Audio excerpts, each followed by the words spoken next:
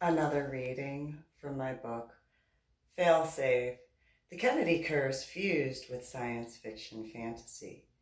Written by me, Susan MeeLing, Reverend Susan MeeLing, Reverend MeeLing, Lady Dori Belle.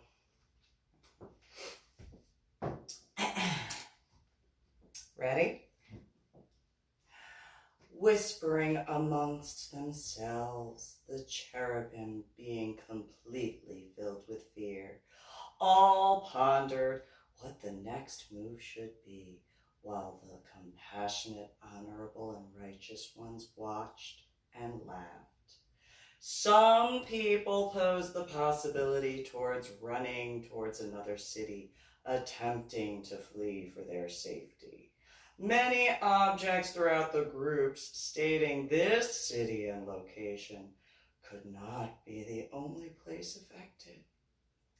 Looking towards the skies above with the clouds changing shapes and colors overhead, everyone was beyond words, clueless and afraid. The remaining cherubim awaited nervously, while the compassionate, honorable, and righteous ones awaited for the violent shaking to reality. Just when a couple people began to throw extra ideas each way to each crowd, more of the salt from the oceans finished completely filling the skies. Large and small chunks of solid pieces of sea salt began plummeting down towards the earth at an unprecedented speed. Few people were injured before being killed, while others ran for cover, finding safety just in the nick of time. Only 4 individuals per major city survived the salt from the ocean orbs of fury. New voices emerged and demanded all humans remain outside of the building structures, warning of the inevitable collapses. The few who thought they knew better and coaxed others to join them underneath the protection of erections, only to be crushed after the last non-believer joined. Skies overhead cleared, and the hailstorms of ocean salt ceased without any warning, causing revealing the bright sun above. The people were in amazement of the fireworks shooting outward. Comets and fireballs shot from the sun brought every one of the remaining dwindling cherubim people out to watch the explosions with tear-filled eyes. The blinding bright lights turned the heads and attentions back to the holograms from the stationary technology pieces, shocked to see nothing except pure white light in one direction and pitch black darkness in the opposite field of view. Abruptly, all the existence of mankind were suddenly standing together on the dividing line, silent and petrified. Towards the front of the group, the people saw a woman's figure, draped in fine white linens, while sitting atop of a throne in the center of a pedestal made of glimmering metal and precious stones. The throne sometimes shined brighter than the figure, towering over the physique with the tall rods standing as a canopy within the throne, all but created additional flair within the statuesque cathedral. Without much movement, the silhouette revealed herself to the masses watching. She descended to the crowds after walking through the large ostrich feather fans, when suddenly each individual person saw themselves standing in a new location. All were individually standing on a single square, again, what seemed to look like a chessboard, infinite in length and size, holding all of the living, separated by an abyss of emptiness, as anyone who dared to step off of their personal block. All could see her body and skin being adorned with golden jewelry filled with multiple sized precious stones. Holding a shining metal staff with glittery globe on top, her beauty froze the souls who looked at her gorgeous nature. using the cane to strike each piece of ice with a simple swipe. The remnants shattered and fell into the holes between. When the scales of justice and set lower towards the never-ending chessboard, she stated again to the cherubim, I am Mott, here to judge your souls. The second the balance landed one side or the other, she added, I appreciate the ease you have made my work for me, and the compassionate, honorable, and righteous ones with your social media revolution. Welcome to the beginning of the end for the new beginning, Mott stated calmly, as Anubis sat down at the base of her throne, wagging his tail and tapping the engraved leg. Mott called to Kalima, Amaterasu, Set, Kuan Yin, Apollo, and the Durga for their assistance. More than ready and willing to oblige, they explained to the people of Earth the purpose for their lives, all stated in their tongues to mankind. All humans are on the planet Earth for two separate but connected purposes. The first reason is for life to allow the spirit to have a human experience in the specified life form. The second main reason was to test the evolutionary track of the human consciousness. Should the balance of all necessary implements be satisfactory for the overall general public, the next evolutionary step begins. Those who are not worthy, such as cherubim, fall to the wayside to what has been labeled by the Darwin effect, as the rest of the masses continue living. It has been longer than any human mind could ever attempt to comprehend. The two divinely named beings explained history to the globe and the universe, watching intently. All the while, the two helped to describe the events to Luke from Maggie's Bakgum. Maggie and Christopher continued the explanation to Luke for the purpose of existence, as explained via the pages within the Akashic Records books. Upon all who lived throughout the universe finding the new developing galaxy called the Milky Way, those known as humans were moved from the experimental phase to a safe zone, preventing the new existences from negatively affecting any other being or planetary life. The beings created the necessary precautionary parameters. While human beings have labeled who are in charge to be aliens or deified titles, their names of who they are is what mankind could never comprehend.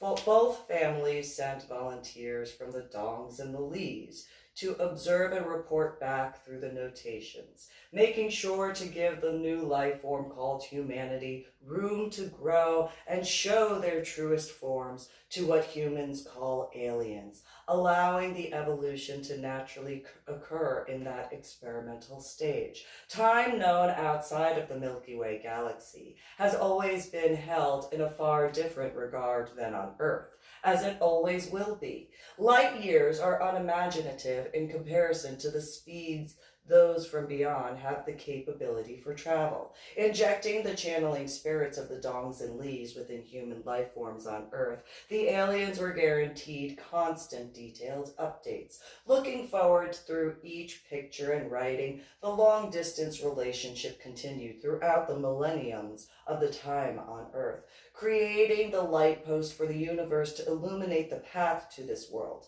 Stonehenge had been left for their return. Upon finding the second creation with a few miles of the original site, the piece called Stonehenge 2 is a parking cul-de-sac, bringing up the pyramids through the lands of Africa and the similarities to Stonehenge, but as a form of an underground garage, with access to much else. When the time came for those out beyond human means reaching Earth to return physically, the choice would need to be made with an instant. All unworthy inhabitants are to be removed from the journey to this galaxy for the final evaluation of the human race. Creating an atmosphere of safety, the aliens gave enough for the planet to sustain life. Planting the necessary foliage and vegetation for beauty and shade, they added chocolate boxes of choices within. Some flora were brought solely to trick humans for what they call the Darwin effect, such as cherubim. Those which were poisonous plants were similar to the venomous animals to remove from the gene pool those who were not worthy to evolve further. Should mankind pass the initial surviving requirements, the next evolutionary measure would prove interesting. While the dongs and lees mixed among the rest of the human race on Earth, some took far too much leisure when taking advantage of joining humanity. Others within the lees and dongs remained vigilant within their designated purpose. Though some remained on the fence throughout the centuries, faltering back and forth, all were allowed to choose their final paths and final destinations. The first known funeral rites throughout the globe can be dated back more than 200,000 years prior to the change before the Common Era to after Common Era. The majority of the found cremation rites around the earth were not dated prehistorically before 10,000 years BCE or before Christ era. Though it has been noted the first cremation funeral rites were found around China and India more than 100,000 years before the Common Era. First posts for Stonehenge would not be dated prior to 8,000 years prior to the Common Era. It has been estimated the final structure for Stonehenge has been completed around 1,600 years before the Common Era, with a second miniature version which would be predated not long after. However, both emphasize various crop circles used as messages, and depending whether the design was created on land or in the ocean, changed the meanings dramatically. Always hidden in purpose to the average human, the outlying sources watched without missing a beat. Christopher interrupted the story to joke with Luke again. I asked you earlier if you noticed the majority of depictions for futuristic aliens are in an Asian form, and all I have to say is when trained, they have unmatched patience. Maggie scolded Christopher so the two could continue explaining the book's story to Luke. They began the scientific evolutionary explanation alongside spiritual debates by beginning the first point of the archaeological digs findings within the Asian and Indian territories, utilizing tools and fire first. Having been dated more than 1 million years ago, scientists also found main forms of agriculture were not initially found to be used widely. Not until 6,000 years before the Common Era of time would the larger agriculture plans stretch beyond the lands throughout the Asian and Indian areas. While comparing imperialism to communism, the three debated the limited number of differences. Continuing their explanations of the many forms of politics and theocracies were formed not until 10,000 years before the Common Era in their discussion with Luke. Unknown to Maggie, Christopher, and Luke, the globe was watching and listening every word in the exploitation. The Han Dynasty and the contributions to science and philosophy continued the never-ending conversation without pause. Maggie stated, more than 30,000 years before this Common Era had been many shrines for Vishnu and Venus, having been dated for their production around 6,000 BCE. Hinduism was formed. Skipping past the Bronze Age and Indus Valley civilizations during the discussion with Luke, both Maggie and Christopher passed through specifically important information about the Zan dynasty and the Red Veda compos, or Veda compos.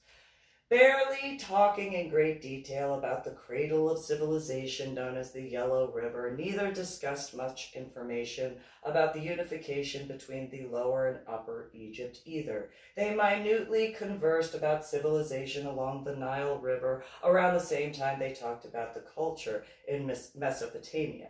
Quickly discussing information referencing texts within the pyramids of Egypt, both had to pause. Maggie and Christopher could hardly contain their laughter, as so many people have claimed the truth and understanding the wisdom throughout the written hieroglyphics. The two moved through the conversation well past the 9 capitals and Sima Khan's records of the Grand Historia throughout a minor description, while also discussing information about the mandate of heaven.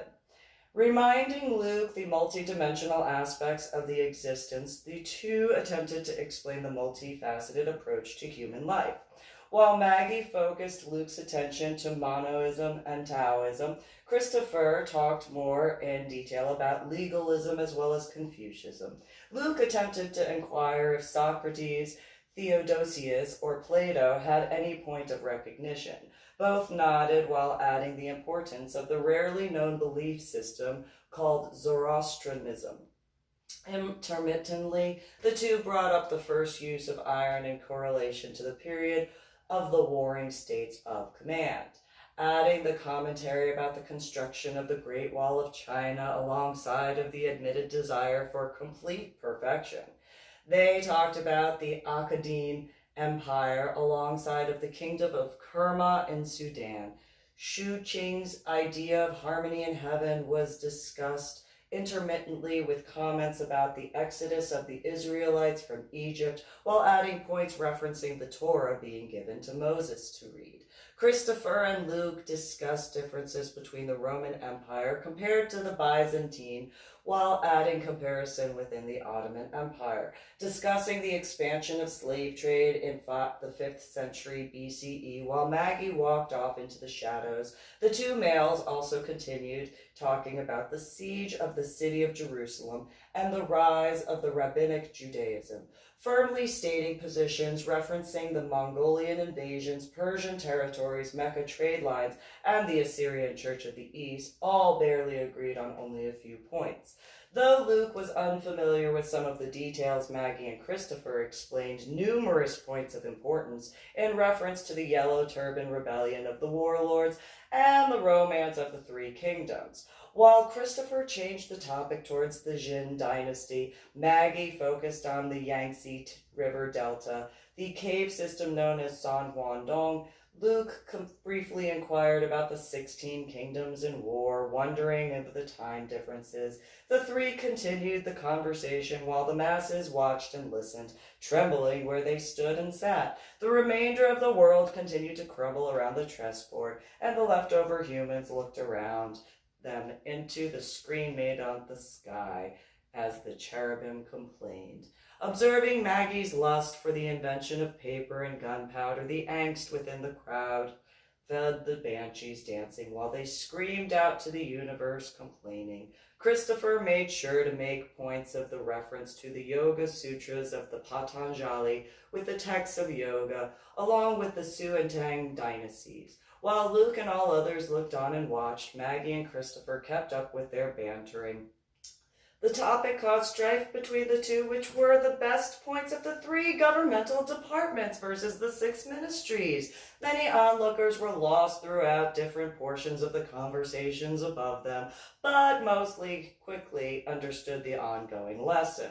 Luke interpreted the two debating and bickering, overrunning the conversation points, making sure his opinions were heard. Luke proudly discussed the Jinja Brubakor text of Mada-I, Gnosticism, and the Edict of Milan for religious tolerance, along with the various stages of the sometimes Holy Roman Empire. The first ecumenical council of the Nicene Doctrine to hold the Nicene Creed during Easter Mass, as well as the teachings during Constantinople, were other presentation points Luke talked about. The other two listened. Neither were instilled with striking negativity, though neither of the two were impressed in the slightest. Upon on Luke talking about his well-versed knowledge of the varying differences between the 9 well-known crusades of the Knights of Templar, both Maggie and Christopher nodded in agreement. While Luke spoke of the Masons and Illuminati, along with their other lesser-known cults and powers, both quickly knew Luke was the one previously spoken of. Listening to the commentary about the thoughts, the two nodded along, as Maggie and Christopher knowingly grinned that the two would combine. And that is a brief reading from Failsafe, the Kennedy Curse Fused with Science Fiction Fantasy. Written by me, Susan MeeLing, Reverend MeeLing, Reverend Susan MeeLing, Lady Dori Belle. Thanks for watching, and like and share.